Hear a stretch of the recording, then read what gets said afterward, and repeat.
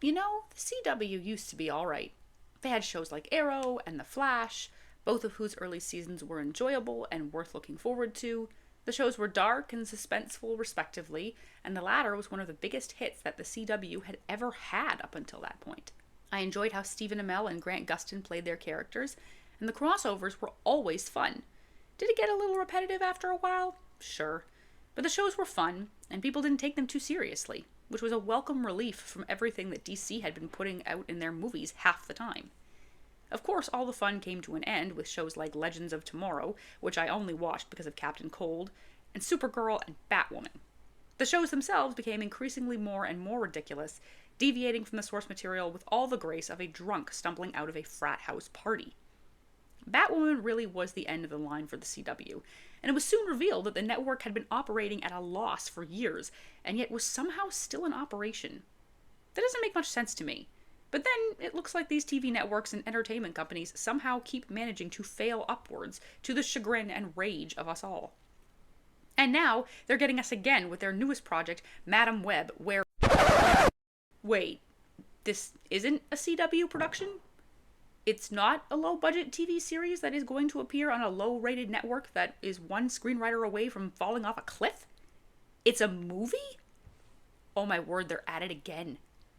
So you mean to tell me that this movie, that looks like something that was scrapped after a CW writing session, which displays pretty much the entire plot in the trailer, and whom features characters that are so goofily written as to appear insane on screen, is actually being released in theaters this Valentine's Day? Alright, we have to talk about it. I had no idea that there even existed a character in Marvel's pantheon called Madam Web. And let me tell you, of all the superheroes that I have heard of, they really did the name for this character dirty. From what I understand in the comics, Cassandra Web grew up with some sort of neurological condition, and later in life she learns that she possesses powerful psychic abilities and becomes a medium. She learns about Peter Parker's identity when he rescues one of her students. Her abilities include telepathy, clairvoyance, and prescience. She can also apparently astral project and appear in spirit form. The meaning behind her name has to do with the fact that she is cybernetically linked to a spider-web-like support system that apparently attends to her bodily needs. The fact that in the comics she is bound to a physical support system not unlike Charles Xavier's wheelchair might have been something interesting to include in the movie. Marvel has had no trouble bringing in characters with physical disabilities in the past, all but trumpeting their virtue to everyone who can hear them. So why didn't they try to incorporate her physical disadvantages here and try and make the story a bit more interesting? Well, because feminism and power, of course. These are the universal truths that Hollywood is ascribing to these days, and they are becoming more and more unapologetic about it as time goes on. And that's a little concerning when you think about just how hypocritical this is. They are more than happy to display female disabilities on screen and tout them as inclusive as long as it doesn't impede the female character's ability to move or fight or be a boss babe in any way, shape, or form. If you remember from Echo, they played up the disabilities in that show to the 10th degree. There were constant shots of Maya's leg shown almost back to back with her fighting people. It was like the writers wanted to remind us, don't forget, this girl is disabled, while also showing that it doesn't really mean a thing and doesn't affect her daily life at all. But the moment someone needs more assistance than a prosthetic on account of a missing limb, they are written off in this new era. We must apparently bow to our boss babe overlords. No movie production team these days would ever confine a female character to a chair, even if that character has a history of nurturing and guiding other superheroes and raising the next generation, so to speak. That would be far too mothering for them, and so they have decided to call this a sort of origin story for Madam Web, conveniently forgetting that if this is going to show her life before she was in her physical support system, there has to be something in the movie that will end up disabling her enough that she has to be put in the chair. But I am willing to bet money that this is something that they will never do. It would be too demeaning, not powerful enough, and above all else, not in keeping with the boss babe world that we are all living in and that I really want to escape from. They also appear to be overplaying the clairvoyance to the 10th degree, an ability that might have been cool 10 or so years ago when the superhero genre was first launching, but it's downright pedestrian now. They could have used one of her other abilities if competent writers were involved in this project, but given just how long the trailer is and how it practically reveals everything in the movie, well, I'm pretty sure the jury has given their verdict on competency. This movie is set in 2003, and Cassandra Web is working as a paramedic. After she falls into the river, she apparently gains some sort of clairvoyant abilities and begins to be stalked by this strange man who had connections to her mother's research on spiders in the Amazon right before she died. From there, Cassandra proceeds to rescue a group of girls who are apparently her students in the comics, and they all go on to have adventures together and hang out in forests for some strange reason, and thwart this evil Spider-Man knockoff. Whenever there's a problem, Cassandra can somehow get an instant do-over, like at the beginning of the trailer where she's full-on stabbed before retreating back across the street in the diner, as if nothing ever happened. Aside from the instantly obvious CW levels of production, the bad acting, and the cringy dialogue, there are a few other subtle reasons why this movie is going to fail, and likely fail hard. Sony is aware of this, and so are all of us, but here they are. Other than the trailer and a few ads on social media platforms, I have not seen any marketing for this film. In days of old, when superhero movies were about to be released, the marketing for them was endless. Every YouTube ad on every video would be something advertising the movie, and you couldn't escape it, no matter what you did. And after a certain period of time, you were sick of seeing the same lines of dialogue set to the same music over and over with the same graphics and the same set pieces. But it did the trick.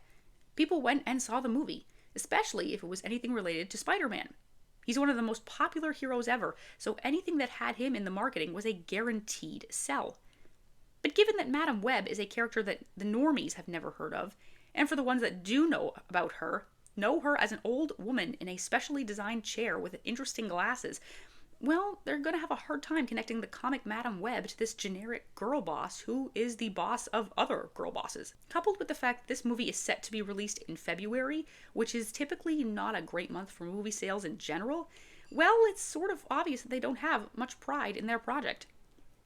As mentioned earlier, this movie appears to have taken the route that the Marvels did, and is failing to learn from its mistakes.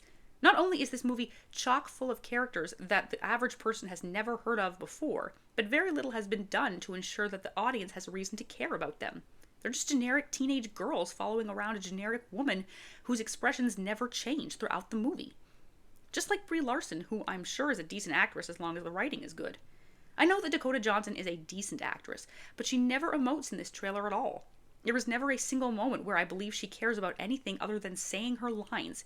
She never looks like she's in danger, and because of that, the audience has no reason to care about her at all. She's quiet, demure, as if reading from a menu or a Reader's Digest magazine.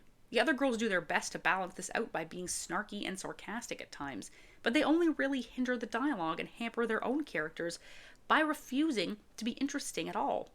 We are told that the girls are destined to be something great, and that the main villain guy wants to destroy them because of what they turn into. It's getting the Captain Marvel treatment also, where the entire plot of the film will be about girls discovering their own power and the main villain man wanting to stop them before they reach their potential because he is afraid of them. Just like how the main plot point of Carol Danvers becoming a hero was recognizing that she was perfect all along, all these girls will need to do is believe in themselves in order to save the day with the help of Madam Web. Additionally, no one is going to care about this movie because there aren't really any stakes in it. Each time there's a problem that needs to be addressed, Madam Web can foresee it and take actions to stop it. And if she isn't able to do that for some reason, she instantly gets a do-over, where she somehow has the ability to reverse time, so instead of getting stabbed, she can just take it from the top again. Not only does this remove any level of tension from the movie because no one's actions really matter, it enables the audience to not take any of the characters seriously. No one can die, no one can be seriously injured, no one can experience any lasting consequences because this movie has turned itself into a video game. If anyone dies, just take it from the top. It doesn't mean anything. Never once watching the trailer was I worried about any of the girls suffering permanent damage. Never once was I on edge for anyone's survival chances because they have an instant do-over button in Madam Web to rescue them every single time.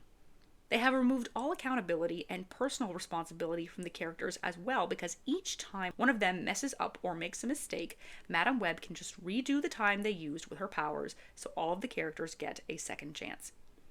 Gosh, I miss Infinity War, where actions had consequences and the stakes had never been higher, when everyone was balancing on the edge of a knife and they understood what failure felt like. Failure of epic proportions. No one can fail anymore.